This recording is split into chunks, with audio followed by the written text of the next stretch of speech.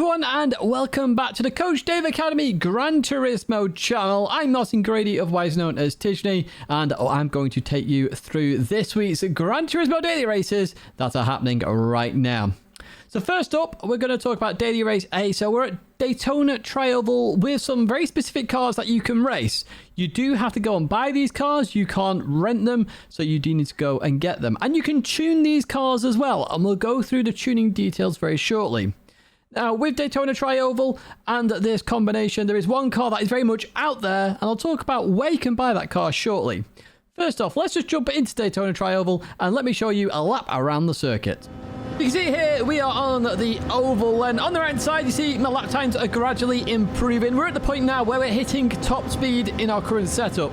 We're going to go into the banking. What I want you to do here is keep the steering nice and smooth. No sudden movements here, just keep it nice and steady. That is the quickest way to go around this banking, especially on the inside line. Then come off the banking, we're going to head towards the next part. Now, if you're in the American Racer, you can see the Ghost on the right hand side.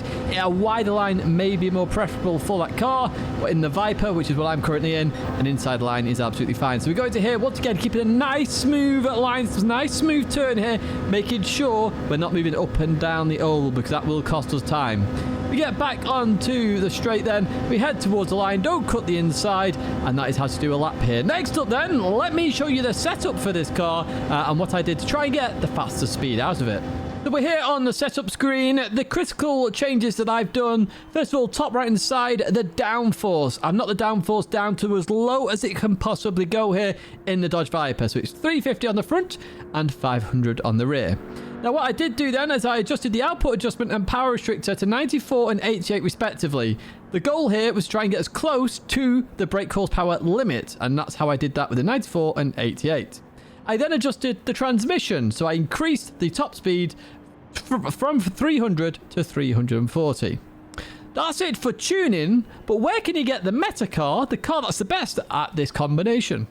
So we're in the power pack right now, and I've highlighted in this top left-hand side, this blue section here. When you complete the bump drafting Watkins Glen short course, that is where you can pick up the American Racer Mustang. That is currently the best car at the combination. So if you follow that power pack through in terms of the journey, complete that there, and you should get that car, and then hopefully have a chance at winning the race.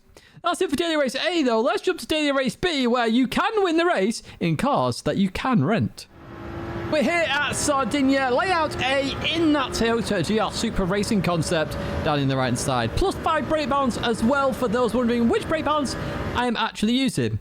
Now, as we approach turn 1, I'm going to talk about brake markers in reference to multiple cars here. So we've got the first one on the right side, the red marker closest to the edge of the screen. Then we have the 100 a bit further on. So in the Supra, I want to brake a bit earlier. Now in the BMW M6, for example, I'm braking a bit later. I'm braking in the middle of these two markers. But the Supra, I'm braking at the first marker on the right hand side.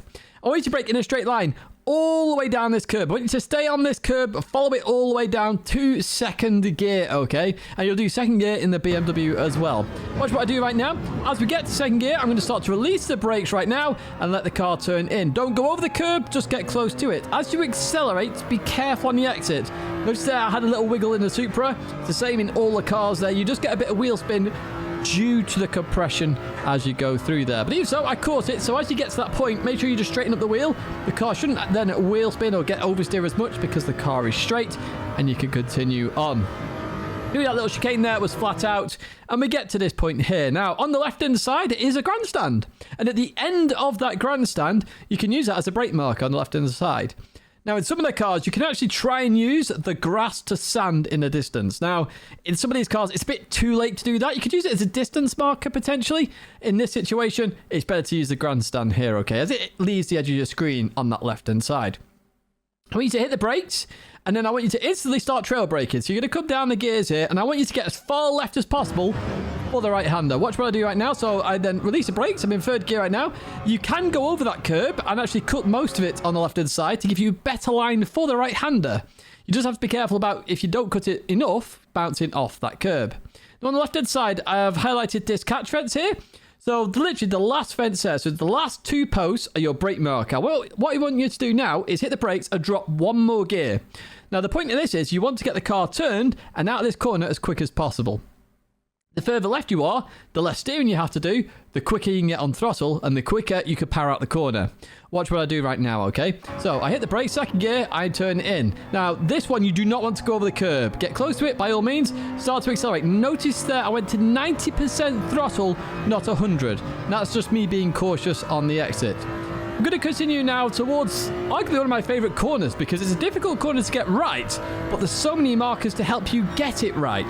So first of all, the brake marker. On the right side, we have this line of bushes, small trees, shrubbery, whatever you want to call it. Now, there's a gap in them that I've highlighted right there, and you're probably going, Tidge, that's so hard to see. But as you're driving, you can see it far more clearly. You can see it approaching, and this is your brake marker for the left-hander.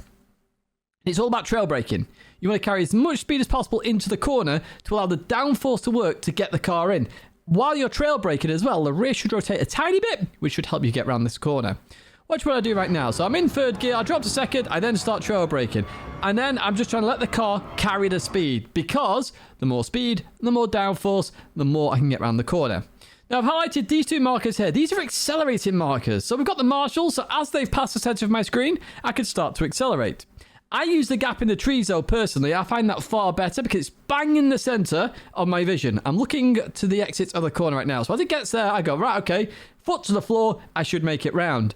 And as you get towards the exit, you need to make sure you start straightening up this car. If you don't straighten up your steering, what's going to happen is you're going to keep spinning out. The rear will just go. So straighten up the steering. Make sure you avoid the barrier on the right hand side. Very easy to clip the grass there as well. So just be cautious of that. You then have this long acceleration period. So that previous corner, so vital to get right because you have this long acceleration period right now, uphill as well. Now we're going to head over towards the right-hand side because we have a left-hand corner coming up. And on the right-hand side, we had a bit of a gap and then that line of trees that I've highlighted there. That's the very first tree. That is the best brake marker for this corner. I used it in the Supra. I used it in the BMW M6. The 100 board is a bit of a more of a distance marker so you can see it. Now you can try and brake at it, but you'll go too deep. And arguably, it's better to actually brake earlier for this corner and get a better exit than it is to go way too deep and then try and gain time from the braking phase. It's not worth it. Slow in, fast out. Very much the principle on this corner. So, start the trees there. We hit the brakes. We're coming down the gears right now. We're going to drop to first gear. We'll then release the brakes and turn in. Turn in a bit later than you expect because otherwise you'll hit the barrier. We short shift to second gear and then we accelerate out. We're going to be very close to the barrier. Just make sure you don't touch the barrier on that right-hand side. We now have this acceleration period, okay? So we can continue on through these windy roads and we're going to head up to arguably one of the most dangerous corners on this circuit and arguably in Gran Turismo as well. It's a really hard corner to get right. So we head over towards the right-hand side and we have this concrete curb. The very end of this is your brake marker.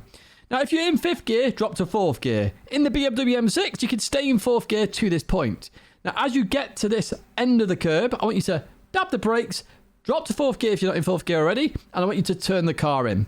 Critically with this, you may suffer some understeer, but you want it. Because as you turn in, if you overslow the car, what will happen is you'll touch the barrier on the inside and cause a crash. Basically, if you turn in too early, you crash. Turn in too late, you crash. So it's all about getting the car turning and getting as close to the barrier without touching it, like I do right there. Foot to the floor the second you get anywhere near that barrier, just to force a bit of understeer, but it allows you to carry the speed as well. Very critical you do that, put your foot to the floor. Otherwise, you're just going to roll through the corner and not carry the speed on the exit. We get to the final corner then. We have the 100 board and start of the concrete curb down the right-hand side. Very easy markers, these ones. And once again, you're going to go down to first gear and then short shift to second gear on the exit. In some cars, in the Supra, I don't have to do that. In the BMW M6, you lose all your time if you stay in first gear. So, what we're going to do now is we're going to hit the brakes. We're going to follow this curb down a little bit. We'll start to point towards the center of the corner eventually, but initially we want to go in a straight line. So watch what we do right now. Straight line, and then we start turning towards it. Then we release the brakes. That allows the car to fully turn. Later apex if we can. We go on throttle 50%, then 75%, then 100%. You're going to have to do that in any car, in any situation there. Very low speed corner on the exit. You don't have a lot of downforce. The car's just going to spin up its wheels. So just be careful about applying the throttle.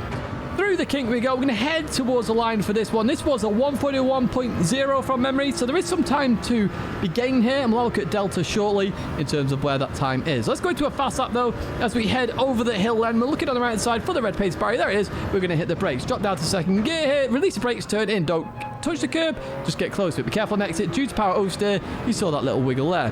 Through the chicane we go. We're going to continue on the right-hand side. On the left-hand side, we've got a grandstand. The very end of that grandstand is our brake marker. Hit the brakes initially and then trail brake straight away.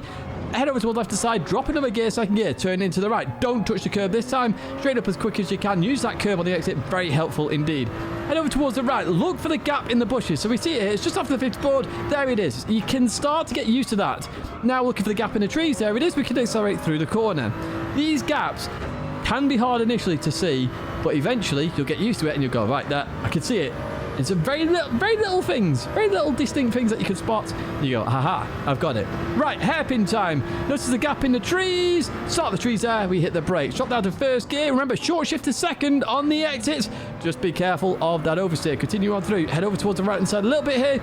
Windy road now. We're heading to one of the most dangerous corners again on this circuit. Head over towards the right-hand side. End of the concrete curb on the right. Hit the brakes, fourth gear. Turn in. Get as close to the barrier as you can. Foot to the floor. Continue on. 100 or the concrete curb coming up. Hard on the brakes right now. Down towards first gear. Release the brakes. Turn in. Short shift to second if you need to. I'm in first this time. Accelerate out of the corner. And you've done a lap here at Sardinia Layer I. And hopefully this lap guide helps you get up those leaderboards. Now, I did say a 1:41.0 was my lap time. But is there anywhere I can improve? I know there is. Let's see what Delta tells me in terms of the data. So here we are in Delta then. You'll also see straight away my optimal lap there, 1:40.897. So I definitely have a tenth and a half in me in terms of this lap. And I feel I've got a little bit more. However, what we do need to do is compare against another lap to see where the strengths and weaknesses of either my lap are or the car, or a combination of them both. So what I've done here is I've loaded Suzu's lap, which is a 1:40.983. So it's, what, half a tenth quicker than me? But Suzu's in the BMW M6 Sprint model. I'm in a Toyota Supra. So we'll also see some variations here in terms of the strengths and weaknesses of the cars. And arguably, it's still a way that I can improve, because I can look at it and say, well, the BMW is really strong out of there. So if I improve my strength in the Supra there, arguably, my lap time should improve, because in all the other areas where the Supra is strong and the BMW may be weaker, I've already got the time there. So if I focus on the weaker areas, that should get my lap time up. So let's have a gander at it, shall we? So we're going to cross the line here, straight off the bat. And we are 1 mile an hour up, so it's definitely faster in a straight line than Toyota Supra, which is the reason why I chose the car. So I'm going to go into turn number 1 up on Suzu. And as we leave that corner, we're still up here. So we've not done too shabby at all there in the grand scheme of it. We get to the chicane then, through the left and the right we go, and we do lose a little bit of time on the right. Arguably the BMW is the better handling car, so this already is a place where I should look to improve. Suzu's carrying 4-5 miles an hour quicker through that corner, and that's where I lose a little bit of time. I do get a little bit back though, but that is a corner I can improve on, and I remember lapping as well, thinking that is a corner I can actually get better at. So something to look at. As we approach this corner though, look at that yellow line. Very much towards the right side of the circuit, whereas I'm not on my own line. So that is definitely an area of improvement as well. We're learning here. We are definitely learning. So going to the fast left here then, half a tenth down. As we leave, we are a tenth down as we go through there. However, do we catch up on speed is the question. Notice here the speed difference there. We get up here and we're even again. We are even. So critically, there's just one corner in that sector that I really need to improve on, which is the right-hander before the left. So we've already seen something there. We then get back even up here and we go on the brakes. Going through that hairpin though, that is where we're losing a lot of time. So that's where I really do need to improve. Looking at this, and it's kind of critical, the yellow line is slightly wider to my line. So I've come in, but then I'm not using all of the track on the exit. I'm not using all of it at all, which is critical because Suzu's just straightening the car up that little bit more and carrying that little bit more speed then through the corner. We're going to continue on here as we head up to the dangerous corner. So we go through the rights, we go into here, and we are even on the exit. Look at that. That's brilliant stuff. So we do carry really nice speed through there. That is not a weakness at all here. I'm carrying, what's that? Blimey, that's a big speed difference. What, 6 miles an hour there? So it's substantial, and we're doing that very nicely indeed. Yeah, my maths might not work out. I apologise. But a lot of speed is carried there. Right, we're going to hit the brakes for the final corner then. So we're just underneath that time. As we go through there, it looks like I'm just not doing the last corner quite right. I'm not carrying enough speed there through that last part of the corner. And that's where I lose a little bit of time. So obviously, as we head towards the line, I'm going to start catching that time again, and I'm half a tenth down. So there's a couple of corners there where I need to improve on. in the Toyota Supra. That last corner, definitely low speed corner, need to get the power down early. The hairpin as well, low speed corner, need to get the power down early. And likewise, just the long chicane here at the end of the sector, I can improve there as well. So actually, there's 3 corners. So not there's 3 corners there. If I focus my lap in the Toyota Supra, arguably, I'm going to get those 2 temps that I know exist already. But arguably, it might push me that little bit more. That's going to be it for Daily Race B, though. We're going to head to Daily Race C now. And again, we're not going to do a full lap guide for this because it's a long lap. It's a Nürburgring 24 hours. But I'll point out some key areas, some key brake markers that you can use on the lap to help improve your lap time. Right, in the GT by Citroën, and I'm going to show you my very first lap at the Nürburgring 24-hour layout, and I'll explain why as we go through this. So the very first brake markers you can use are the 100 board and the start of the curb on the left-hand side. And that's what I use here in this car as I go on the brakes. Notice there, I used it perfectly. I've got a little bit deep, but then I would adjust accordingly. And the reason I'm doing this very first lap, so I've done no mileage up to this point, I just jumped in it and went straight for it straight away this morning, 6:30 in the morning, is because I want to point out the key brake markers. And these are what I look for in every single lap I do and what you should be looking for as well. So as we get to this point here, the short circuit goes off. We have a white line joining together. Really good brake marker. That's what I'm going to use right here, okay, as we go trail braking. We're going to start towards the left-hand side, then we use the end of the curb on that left-hand side as we turn into the right. I'm not going to stop at every brake marker. I'm just pointing out the key ones here, which is why I said it's not a full lap guide. We don't have a chase cam view either. Otherwise, this video would be like an hour long. I'm going to head down towards the hairpin then. On the right-hand side, we have the Dunlop timing screen there, or the position board on the right-hand side. Really good brake marker in Group 4. Once again, for this one, you're going to point towards the corner, but critically, it's a brake marker. So you point towards the corner, but then release brakes, we go out a little bit, then we come back. Accelerating markers, I'm not going to point them out on this lap, but you got the start of the curb as you leave the corner. Going to head up to the Schumacher S now then, as we go into here. We're going to go towards the left-hand side and then the right. Sorry, I'm trying not to sneeze right now.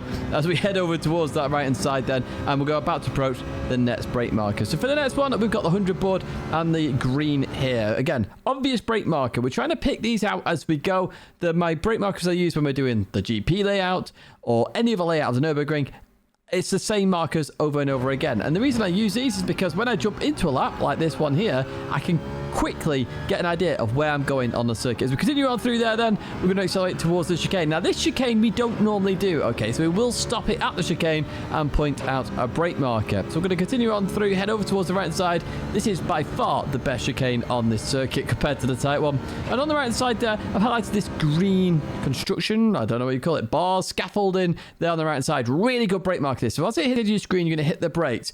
Critically for this corner, you actually want to brake a bit earlier than you realise because you really want to cut in. Notice that I've gone a little bit too deep. I'm having to compromise as I go through the corner. If I brake much earlier, I would actually improve on my time. And I did another lap after this, and I was already nearly a second up by this point. So on the right side here, we've got the tyres blocking the pit lane entry there on that right hand side. Really good brake marker as we go into the Nordschleife. So we slow the car down, trail braking, just trying to get the car settled. We excite onto the Nordschleife now, and on the right hand side here, we have the red painted barrier. Really good brake marker you can use for Sabine Schmidt corner here.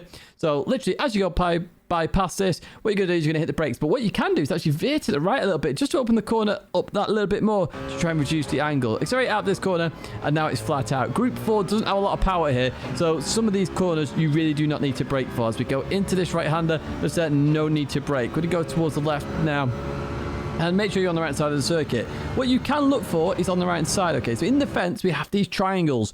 Really, really good brake markers. If you're struggling for a brake marker, like this corner, you can always struggle here for a brake marker. Just look at the fence. There's always something in the fence that you can use. So as we go into here, it's all about slowing the car down and try and maintain some form of decent average speed. So that's what we're going to do here. Dab the brakes occasionally as we go through, trying to abuse the curbs where we can abuse them as we head over towards the left-hand side. Harder braking zone here then, as we just slow the car down. We mount the curb, we accelerate over. Just be careful about mounting the curb on the left-hand side. And we're going to head towards flood flats now. Nice and easy this one. As we go into here, you can do this flat out. When I raced in the Volkswagen Scirocco in time trial, it was a bit more difficult to do it flat out, but it's still possible. But you can also lift there. We get through this left-hander then.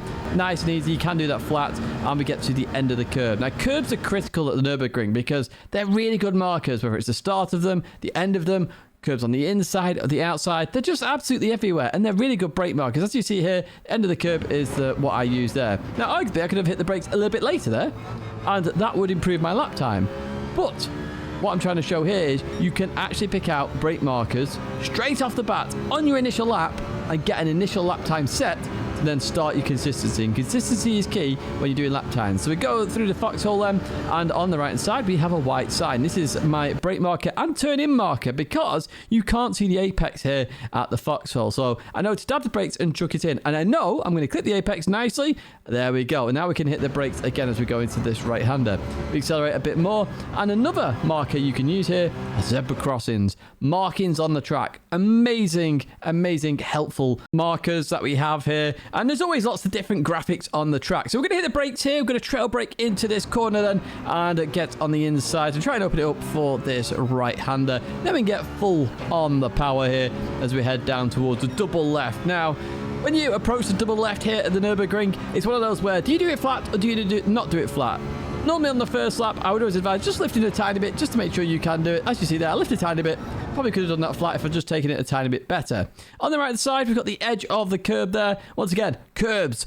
Big markers here that you can use. So the end of the curb there on the right side is our brake marker. We'll slow the car down.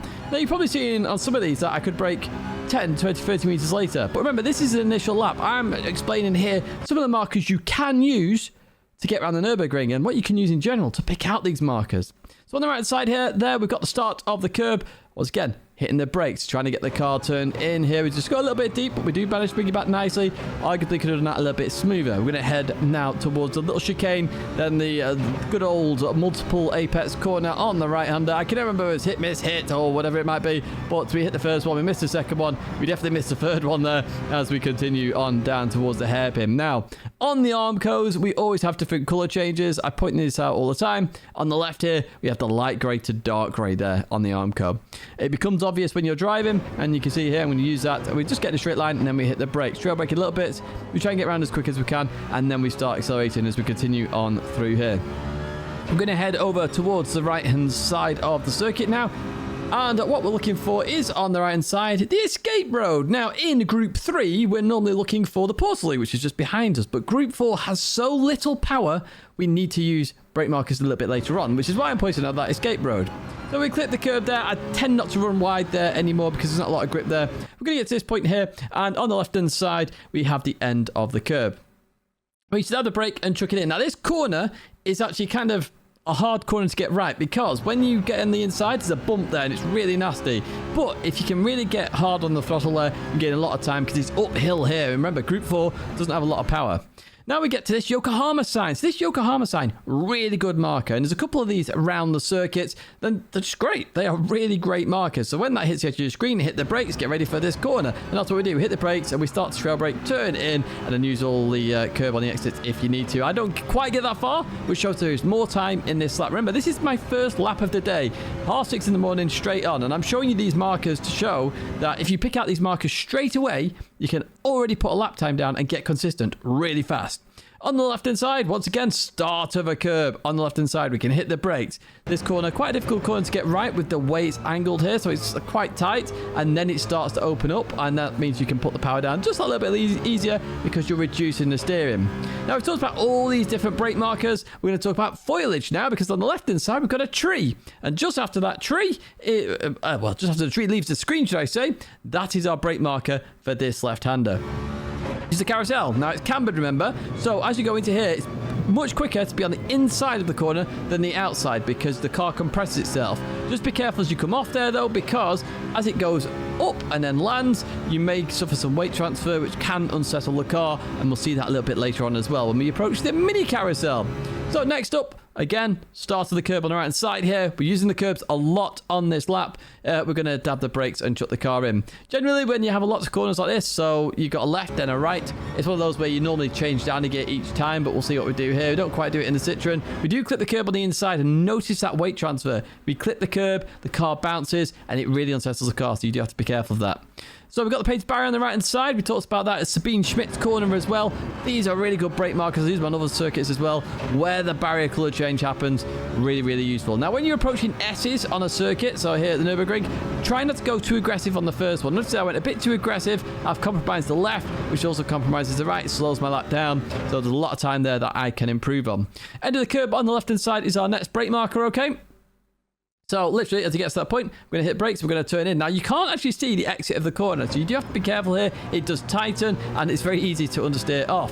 Continue on down here, and we're actually using what I talked about just before, another Yokohama sign. I said there's a few of these dotted around the Nürburgring, and they're just really good markers. So it hits the edge of your screen, you hit the brake, you turn in, nice and easy, and that's what we're going to do now. Want to stay towards the left-hand side, because you could probably guess the next marker, the end of the curb there. So we get to the end of the curb on the left-hand side, we're going to hit the brakes, we're going to turn in. Now, when you are on these types of corners with like a wider curb on the exit, use it.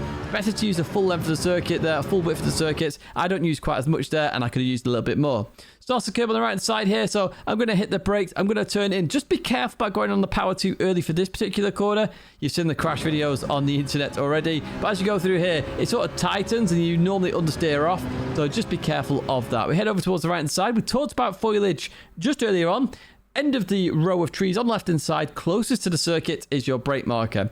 Now for this corner, you're going to hit the brakes, you're going to turn in, and I want you to straight line over the exit curb, okay? Because it widens there, and it just means you get a better exit, and you don't suffer with too much power oversteer. You're still turning left, you can just straighten up, and off you go. Now, as you approach a jump, always make sure you dab the brakes before you get to a jump. The reason for that is it puts all the weight on the front, so when you go over the jump, the car instantly goes down. You don't do that, and you're accelerating, the car's nose lifts up, and you take off, essentially. It takes much longer for you to get down. It makes the car more uncontrollable. So make sure you just dab the brakes before any jump, and that way the car should be more settled and easier to drive.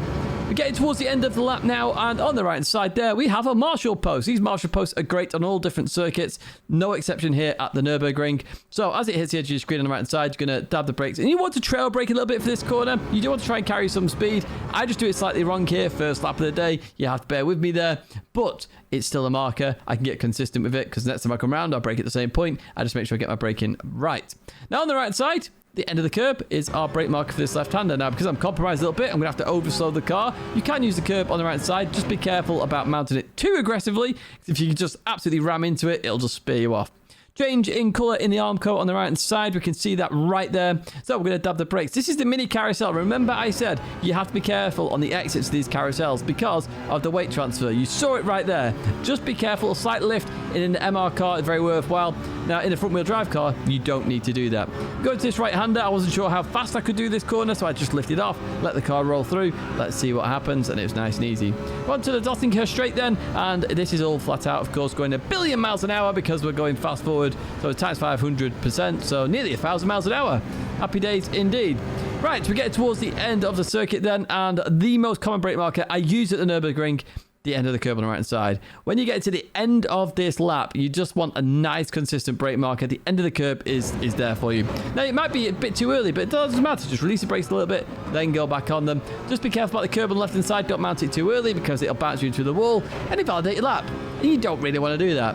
We head towards the line then, and that is a slow lap. There's a lot of time in it, but remember that was my first lap of the day, so I was being cautious and just setting up my brake markers, which I've given to you now. Now, we're not going to be looking at the Delta app for the Nürburgring lap because I will be here for a fortnight. You know what I'm like. When I get talking about data, I go into details, and it is a 9-minute lap. So imagine 9 times 5, and we're pretty much at an hour. But I will say this, use Delta still because it's a long lap, a really long lap. So very quickly, that data or reference that you have may become a bit blurred.